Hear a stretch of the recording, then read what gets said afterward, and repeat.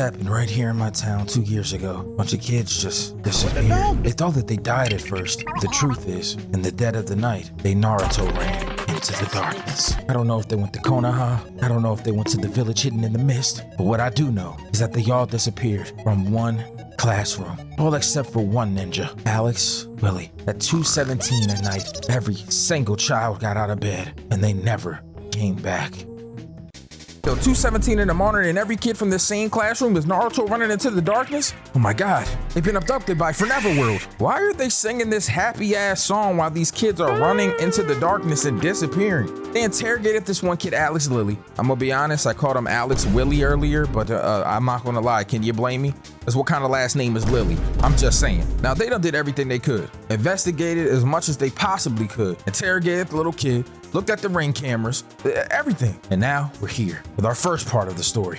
Justine Gandhi, the teacher that everybody else hates. Because why in the hell did all of these kids disappear from her class? Obviously, that makes her look very bad. This guy that's yelling right now, his name is Archer. He's gonna become very important to our story. Not right now though, but very soon. Man, I wanna know what the hell was going on with her, man. Why is all the kids gone and you not gone? Except for that one kid, but that's besides the point. Like you was on some EDP shit? I'm just saying. Now, first and foremost, I just wanna say that I'm so sorry that everything happened to those children. You should be locked up until we find out what happened. Yo, wait a minute, huh? I just realized something. Is this the bitch from Ozark? Yo, I ain't gonna lie, she was fire in Ozark. So I know she probably gassing this. Now at this point, the whole town is mad at her, so they obviously had to escort her out. And where does she go first? That's right, the liquor store. The one place you can go to drown all your sorrows and trauma and something that's gonna numb you. And I mean, obviously she has a drinking problem, but hey, it could be worse. She could be on that Fent or that heroin. Now she in the liquor store and she getting a call from a random person that blocked their number. Hello? Hey, Justine, what's your favorite scary movie? Oh my god, can you stop trying to scare me with the fake ass ghost face accent? What is this, 1999? So she goes home and obviously she's paranoid, you know, listening for noises, looking outside. Wait a minute, is this bitch watching Shark Tank right now? So she ends up hearing a knock at her door and obviously it's gonna scare her because she got a phone call earlier telling her to watch her back. That tonight was the night. Then tonight will be the night that I will fall for you. All right, my fault. Yo, why did they bang on her door like that? Oh shit, she got a taser on her? Oh, she about to go crazy. So she ends up going outside and obviously she has the word witch written on her card. I don't know why she's trying to wash it off. Obviously that shit is not coming off. Now the next day Justine goes to school and obviously she contacts the police about what happened. She really wants to talk to Alex and try to figure out what happened to the rest of those kids. But I mean, obviously, no, you can't talk to him. Why would we as a school allow you to talk to this little boy, the one boy that isn't missing? Now, as she's reporting this, she ends up seeing an old friend. This is Paul Morgan.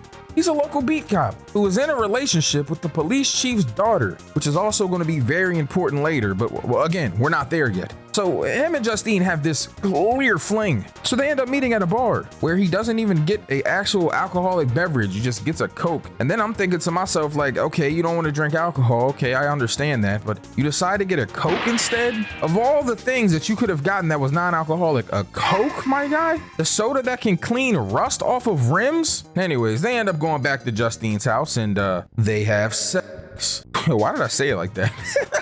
Now she's driving him back to his car and obviously she's going through a little thing. I mean, she doesn't really have many friends, so I kind of understand the fact that she wants to keep in contact with this guy, Paul. But Paul can't because, you know, he's in a relationship and he's not trying to get caught up. Paul, what are you guys doing as far as investigation? I mean, what aren't we doing? We're literally doing everything. We're investigating every single lead that we have. Okay, but what else though? Like, I don't really understand. Like, nothing's really getting done. All right, you need to calm down, bro. Literally. And don't go talking to the Alex kid. You're being weird. I heard you keep asking the advisors at school if you can go talk to him.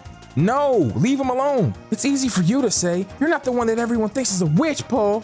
God, I hate you and your stupid chiseled chin and your dreamy mustache. You look like Luigi from Mario, except you got a six-pack. What? Now, Justine does exactly what her advisor at school told her not to do. She goes to talk to the Alex kid. Now, when she ends up going to the house, She gets there, rings the doorbell repeatedly, but nobody answers, which is kind of weird. Once she realizes that the door isn't being answered, she goes around back and sees that his windows are taped up with newspaper. And then she looks in the window and, oh my God, what the f is that? Why is his parents just sitting there like that? Now she calls her advisor at school and tells him about what's going on. I keep calling him advisor, but I don't know, like, is Marcus some sort of like guidance counselor? I don't think he's the principal.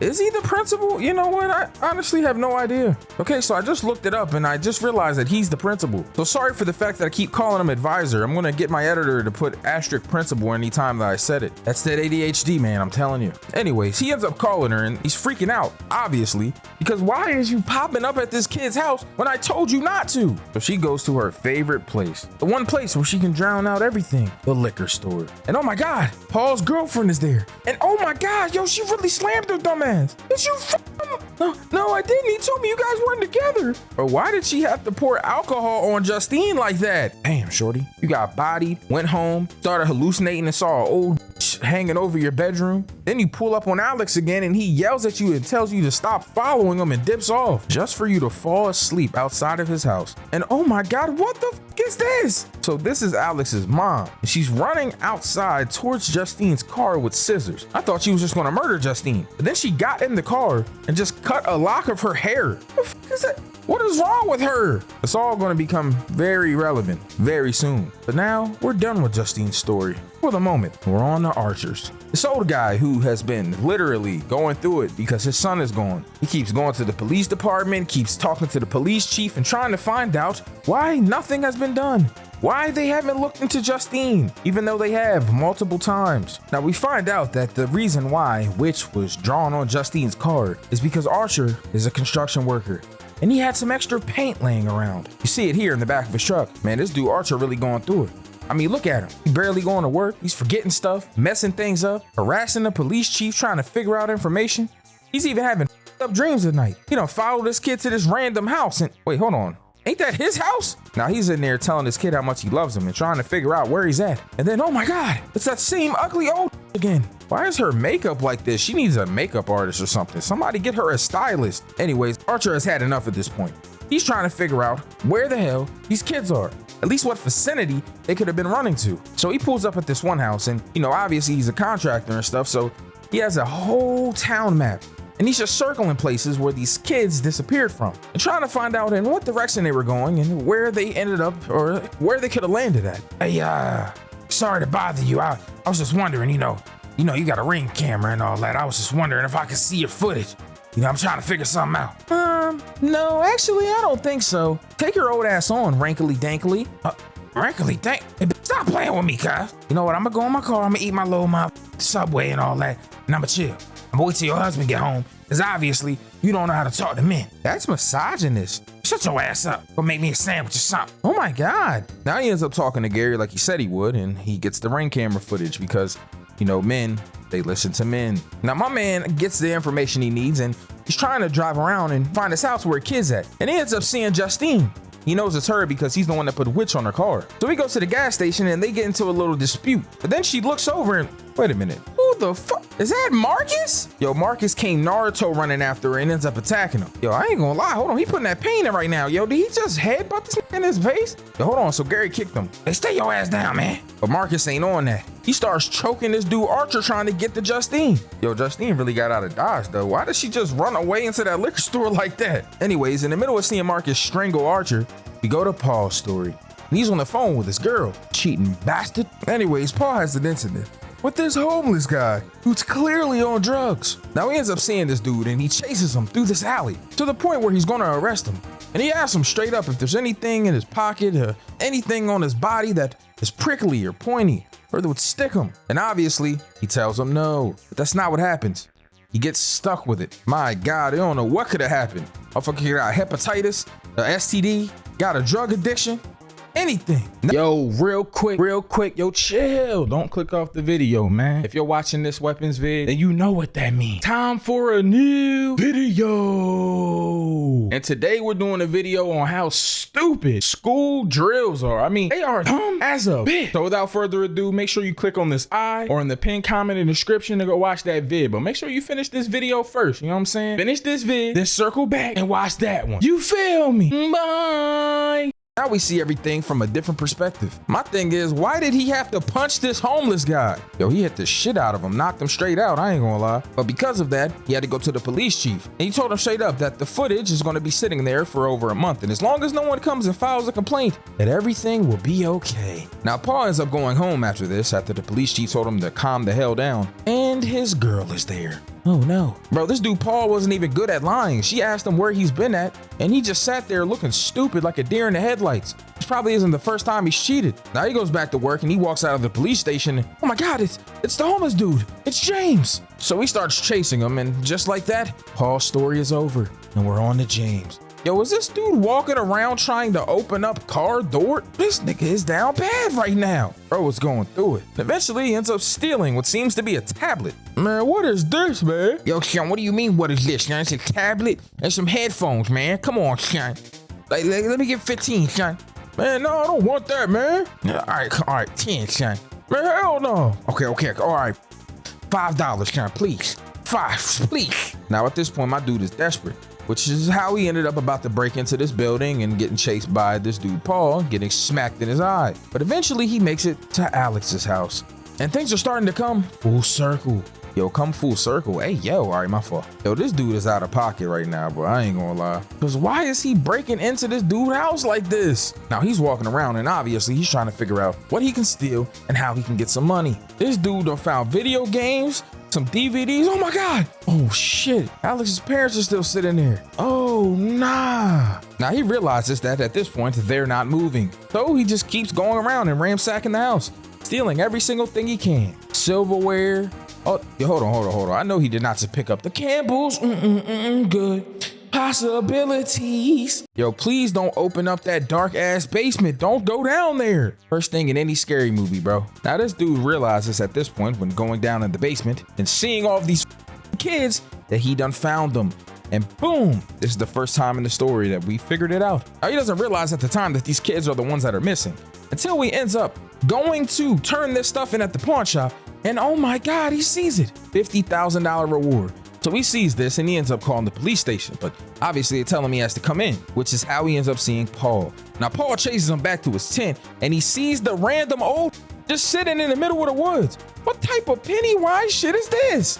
I know your carrot head ass ain't waving at me, man. Hell no. Now he goes to his tent because he thinks that he's hallucinating, but no, it's just with him. So Paul ends up chasing him, but he doesn't know it's him. So when Paul opens up the tent, oh my God, yo, he stabbed him in the face with 3 needles. I know he got some sort of disease. Now at this point, he's about to blow this dude James's face off, but James tells him that he knows where the kids are, and he takes him to the house. Now he goes in there and leaves James in the back of the car, I mean, for hours. It's nighttime by the time this dude Paul comes out of the house, but he doesn't come and get James. I mean, he does, but he drags him out of the car and then takes him in the crib. At this point, somehow these people are being possessed. I don't know how, but we're gonna figure it out soon. In Marcus's story. See, remember when Marcus was on the phone with Justine and Justine was like, okay, you need to check on Alex for his well-being. It's against the law to not check on him. That's just something that you need to do. Now he tells them straight up, now we can't do home visits, but he will ask Alex's parents to come in, but his parents don't come in. Gladys does. The old that we've been seeing this whole time is related to Alex, and we find out exactly what's been going on. See, the reason why these people are possessed is because this Gladys is some sort of witch. There's been signs this whole time, like when they drew witch on Justine's car, or when Marcus and his husband are at home sitting there watching this nature documentary on snails or some shit. And there's a thing about a parasite. All of it is foreshadowing for what's about to happen at the climax of this movie. Climax. Everything makes me think of her. All right, my fault. Now at this point, we figure it out because when Gladys goes to talk to Marcus, she ends up going to his house after stealing the ribbon from his office. Now she goes in there and tells them that she's tired and she needs some water, etc., etc. Crazy shit. She goes in there and they get her a glass of water, but she asks for a bowl specifically. Now they hand her a bowl and I'm thinking to myself, what the f is going on? Why does she want a bowl? What is she, Scooby-Doo? This bitch is half dog? But then she cuts her hand, wraps the ribbon around a stick, ends up cutting a lock of hair off of his husband, just like they did to Justine. Wraps it around this stick and breaks it. And as soon as she does this, Marcus loses his mind and kills his husband. Then she takes the lock of hair from Justine, wraps it around the stick, and breaks it. And we realize in this moment exactly what's happening. She is possessing and making them murder other people so she doesn't have to do it. Oh, this is dirty. So now we're at the point where we're pretty much getting all the information on what's going on. And we see Alex's story, how he's with his parents, and the next thing you know, his aunt Gladys comes. She's old and decrepit and up when she gets there. She kind of looks like that narrator from Tales from the Crypt. He even walks in and hears his parents having a conversation about her. Well, I don't know, Francine. Why does she have to stay here? It's either here or on the street, honey. Okay, well then let her sleep on the street. Oh my God, you don't mean that. Damned if I don't. I never liked your aunt. She's weird. Now we see Alex investigating his aunt. See this little tree? The tree that seems to be making these twigs she's using. A wig. And she ugly as shit. Dad, how long is she gonna stay with us? It's hard to say, pal. I really don't know. She's not feeling so well. So we drops Alex off at school. Yo, why are these kids still picking on him like that? Yo, did this motherfucker just throw a pencil at his head? Drop baby ass. Then you gonna get mad when a teacher reprimands you. Like you didn't just throw a pencil at somebody's head. So nobody picked Alex up from school this day. So he ends up walking all the way home, which is crazy, by the way. Now Alex goes home and his parents aren't their normal self. They're not even really reacting to him, acting all sluggish and shit. Now once he realizes his parents aren't normal and Gladys is up and chipper, it started making sense to me. This is the parasite. She is draining energy from them. Now she ends up sending them in the bed with no dinner that day, which is crazy. Reminded me of every day of my life because we were poor. And we realize in this moment that Gladys is insane because she threatens him and tells him, not even tells him, shows him that if he doesn't cooperate with her by not telling anybody that she's there or that his parents are resting the way they are, that she'll make them hurt themselves. This put locks of hair on this stick, broke it, and his parents started stabbing themselves in the face with a fork. What the is that? Now we basically know at this point that, his parents might end up in a pack if Alex doesn't listen to her. So that's what he does. He listens, feeds him soup every day, goes to school like nothing happened, except for one day, Gladys was a little bit too sick. She asked him to bring an item back from school that belongs to all of his friends. And then at 2:17 in the morning, she rings the bell and every single kid from that classroom, Naruto ran all the way to their house. And that's how all the kids got there. Alex sabotaged them all. Got all the kids to go there so she could drain their life force from them. All because this doesn't want to die. Like, you old as hell. You old as sick. Just go. It's your time to go, my guy. Real shit. But you want to drain the life from all these kids. Got them Naruto running in the middle of the night. And that's what happened. All the kids are gone. Justine found out. He goes to the police station to get questioned and just lies about it. He even dressed up this dad and took him there with him. And every single day, rinse and repeat. The feds came by, interrogated him, and every single day, he went home, fed all the kids and his mom and dad soup, and now things have hit the fan. Since Paul showed up with James, Gladys is telling Alex that they gotta move out. Now, Archer and Justine are the ones investigating this. Gladys knows that. She sends Paul out to tell him to come in. And obviously, Justine obliges because she knows Paul. But as soon as they get in there, we realize what is going on. They got these salt lines set up as traps to make Paul and James go crazy. Now they in there attacking them and shit. Now she told this nigga not to step over the salt, and he still did it anyway. Oh my God, yo, he downstairs fighting this bitch Justine. Is she cutting this nigga face with a potato peeler? Oh my God. So this dude Archer just keep knocking James' ass out. You know he trash. Oh my God, he tossed this dumb ass. Now this dude Alex is upstairs tweaking, by the way. I don't know why he stepped over the salt, but he did. I guess it was his plan to get his parents out of the way so he could go in the room. Now Paul is attacking Justine and eventually Justine gets the gun, shoots him in the neck and then in the head. It's a nigga with the woo-wop combo.